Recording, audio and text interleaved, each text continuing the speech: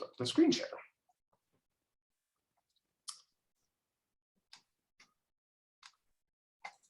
Okay, let me keep this open. Okay, great. Hello and welcome. My name is Monty Kalish, and I appreciate Kim in particular. I knew we had discussed outside of this meeting, so I'm glad you were able to make it. Jennifer, thank you for making it as well. And for those of you who were unable to make it live, maybe you're watching this recording. And I will say, you know, this is intended to be a few slides and some discussion, and then we'll open up to questions. If you have questions along the way, by all means, feel free to jump in. I will start by saying we are here to talk about the 2022 Jacobs Teen Innovation Challenge, which is our annual challenge event. This is our third annual one, and this is the first time we've been doing information sessions with interested parties in advance.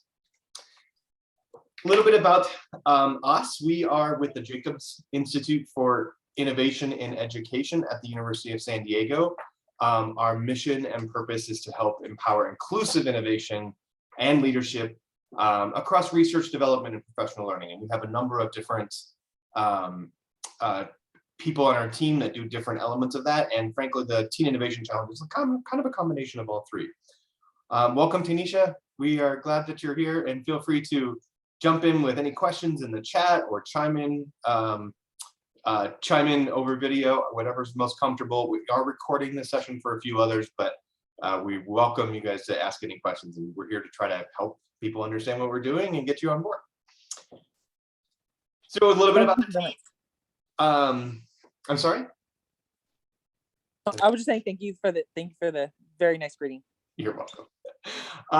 So a little about the team. I'm Monty Kalish. I'm Director of Technology and a co-inventor of Pactful. And with me today, we have our new friend, Bianca Alvarado, who is our Education Program Specialist. There are other members of our team who are not in this info session, but should you join the challenge or participate in our work, you'll probably have a chance to get to know them and become familiar. And I see someone just joined in on the phone. That's fantastic. You are muted by default, but if you have any questions or whatever, feel free to chime in during the middle. I do have a slide deck I'm showing, but I'll mostly read everything, and I'll send out the video afterward in case that's helpful.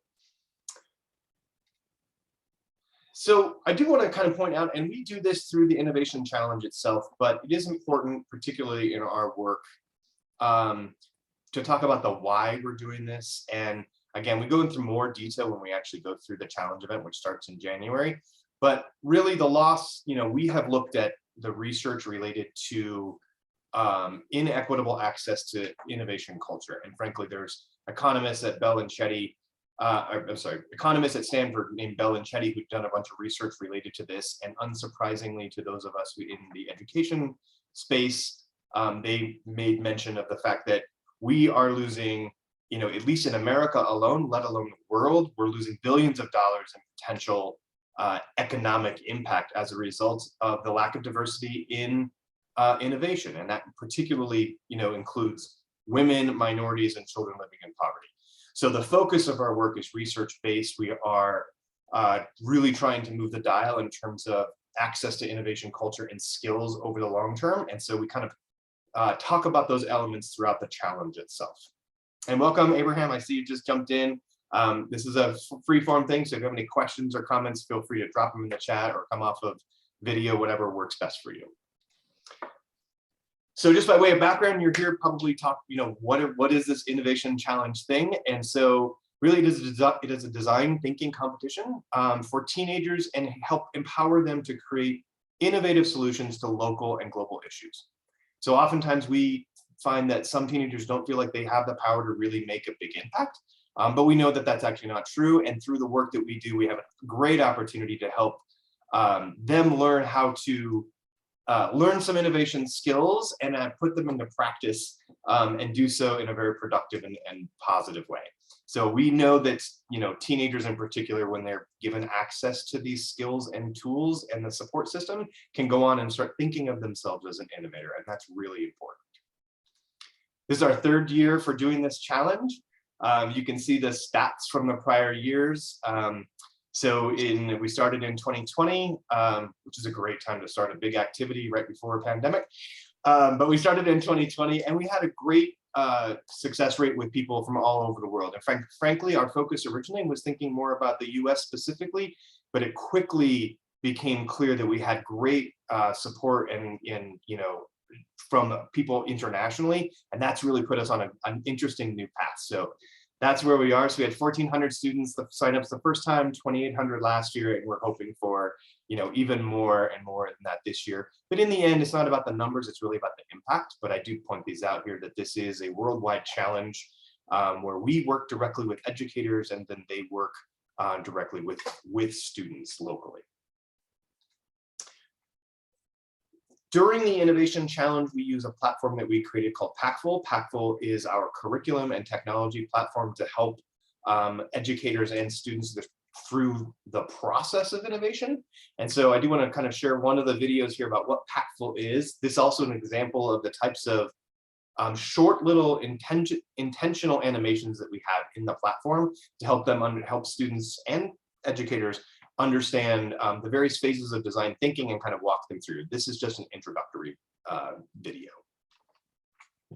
Anyone can be a social innovator. Social innovation is all about people around the world working together to solve local and global problems. In 2015, the United Nations agreed to make the world a better place by establishing 17 global goals. These goals offer a framework to address large social challenges such as poverty, hunger, and climate change. Here, you'll develop an innovator's mindset to tackle any challenge and create solutions aligned to the global goal. These solutions could be something as small as how to handle food waste at home, or as large as how to provide clean drinking water to anyone in your city. To make the world a better place, it takes people like you working in teams. Using the design thinking process, you'll identify issues, brainstorm ideas, and prototype incredible new solutions to problems that affect us. Your team will work through 3 phases of design thinking: understand, ideate, and prototype to create a solution for a local or global issue. When complete, you'll also develop a pitch to share your work with a larger audience. Have you ever realized that everything in the world is design, but not all designs are good? With an innovator's mindset and design thinking, you will redesign the world and make it a better place. Get ready to become a bold and powerful innovator.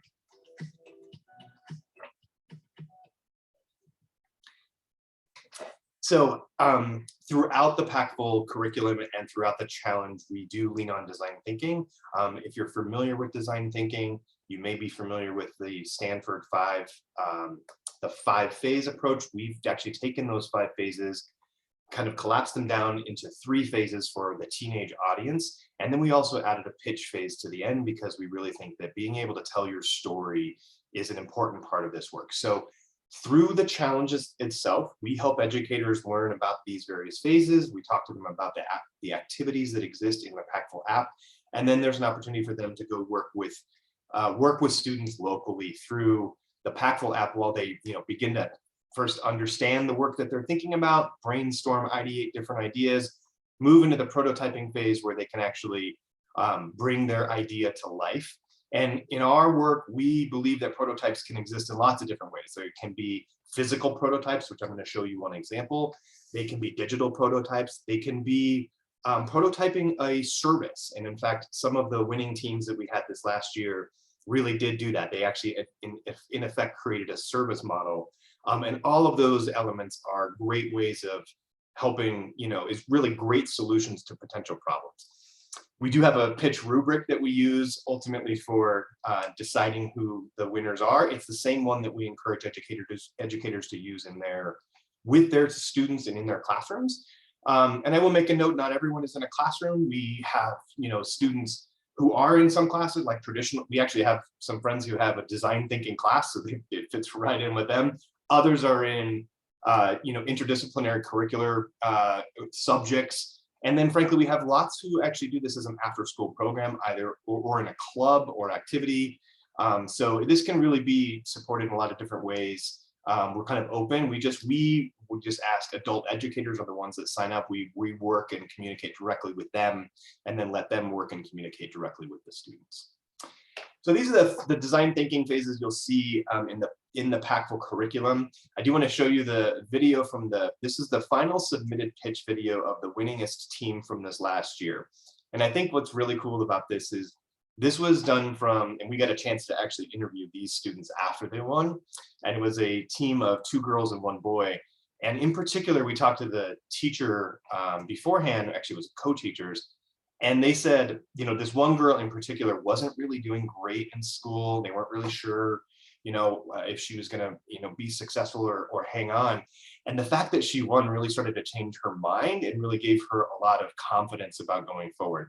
And when we had a chance to talk to her after they won, we asked her what advice she might give to other teenagers who might be embarking on this, you know, and her reaction was, it was phenomenal. It's the kind of reaction we're looking for. She said, I never really thought of myself as this innovator or this leader in this space. And that's what we're really trying to develop. We are really trying to help students develop an innovator's mindset and take these skills and go forward and become entrepreneurs and innovators. I'm going to show you this. This is the winningest pitch video. In the end of our challenge, that is what all the work culminates into a pitch video that the students would submit to us for review. And that would be after they would work in your classrooms or groups. They would work, you know, you would work with multiple groups of students perhaps, or just one. And then we have a mechanism for how many student pitches you can submit to us, just in the name of fairness. And so then we look at all of those and evaluate those using the same rubric. The Umbrella Solution by Alex, Kira, and Athena. People experiencing poverty and homelessness are often at a loss for shelter, and with climate change becoming more and more prominent, the necessity is growing. At temperatures lower than just 50 degrees and higher than 95 degrees, people lacking shelter are at risk from many serious life-threatening reactions. Shelters that provide cover are often not available until the weather is much more extreme. These effects caused by climate change are felt by people experiencing poverty all over the world. And these effects are impacting developing countries at a much higher rate than developed countries. Developing countries already experience much higher rates of poverty, so they have limited resources and coping mechanisms. The Texas polar vortex is a good example of what new challenges climate change has brought to people in poverty. While Texans were prepared to survive heat waves, they were hit by freezing temperatures, which they had little experience with and limited time to prepare for in advance. These extreme climate change problems stretch to affect many other countries. For example, Ethiopia's heat waves. This worldwide problem needed a solution. That's why we created the Space Umbrella, a well-rounded solution to extreme climate. Our creation provides portable protection from extreme weather conditions, including low temperature, precipitation, and harsh sun. It's made simply by an umbrella, a string, and a space blanket. The built-in detachable space blanket can be used to attract and insulate heat in cold temperatures. The umbrella also provides portable shelter from any unexpected rain or snow and shielding from harsh sun. Mobility is important, as tents and camps are often prone to homelessness and displacement. The space umbrella can always be there for quick relief from various situations. Unlike our competitors, the space umbrella is an umbrella solution for all different types of climates, all while staying mobile. For people who need mobility in extreme weather conditions, our space umbrella provides ease of travel. Unlike our competitors, our solution provides shelter from rain, sun, and cold, allowing people protection from unexpected fluctuations. The umbrella solution to extreme weather conditions, the space umbrella. When you need mobility, we provide utility. So I also dropped into the chat a link to all of the winning pitches from this past year. And in fact, while this team won, I will say my favorite was actually the second place team. It was this team of 2 girls from Japan who were they were into ballet, and frankly, I didn't even understand how ballet shoes worked and how often they have to be recycled. What I loved about their story is that they really sold, even me, I had no idea. They really sold us on, you know, why it was important and what they could do. And then ultimately that team went on to work with a company in Japan to help start a service to recycle ballet shoes into other products. And we've had other winning teams who have also gone on. One of the teams from our first year who created an idle bus reminder. It was like and I did, something a little light in a bus that can tell you when the bus is idling. Last year, they actually went on to work with Google and get some additional funding to help bring that into reality. So there's a number of amazing examples throughout these challenges. The umbrella. The overall timeline, so we're doing information sessions. This is technically our last scheduled one, but if you or your colleagues or others would like to meet with us or have additional time, we are happy to set that up. But we are kicking off officially in January. And then we have scheduled webinars for the educators throughout the process to kind of talk about, in advance of them starting to work with students, what the various phases are and what the activities could look like, and to help give a community of an opportunity for people to talk to each other and get different ideas. The culminating event really is the final pitch submission on April 30th, and then we will do an award ceremony and announce the winners on May 19th. And it is important to note, not everybody, you don't have to spend all this time. Some people end up only having a couple of months with students. Some have even less time. Some meet with them every day. Frankly, we have some who have actually already started because they have a year-long class. We ourselves are also going to work with a group of students during spring break on site physically in a space in San Diego. And that'll just be a week-long program where we work through this problem. So there's lots of flexibility in the amount of time you may or may not have with students. And we can give you ideas and suggestions on how to make that successful. The requirements for the challenge itself, and ultimately we are asking everyone to, educators to sign up. You do need to sign up on our website. So this information session does not get you automatically into the challenge. You need to go to the website and complete the application form. But then, like I said, we ask the educators to work with students directly. Everyone does need a Google account, and that's simply just to authenticate into the Pactful app. And also to provide, as student teams are working through their solutions, they'll provide evidence of each of the phases and you provide feedback loops. And those evidence pieces come through Google Drive that are linked into their folder. So that's the reason that we're using Google. And I will make a note, an important thing. We do talk about this and it's important. And I realize not everyone has, if you only have 3 students, you may not have this type of opportunity. Other people have whole classes or even multiple classes, but we do encourage diversity of race and gender in the student teams, just to help kind of reinforce the elements that we're talking about in terms of bringing these skills to those who have historically not had an opportunity. The prizes, so we are giving away almost $3,000 in prizes. These prizes, actually, the winning teams do get a chance to select a charity to win their prize on their behalf. And then throughout the process, we provide storyteller awards for those who are sharing information on social media and kind of getting the word out. And that is the culminating, prize event. But as we know, everyone really wins by having an opportunity to go through this experience and learn this. So it's just a little extra perk at the end. This year, we're adding additional component. It will depend ultimately on how many signups we get from various places and the level of interest.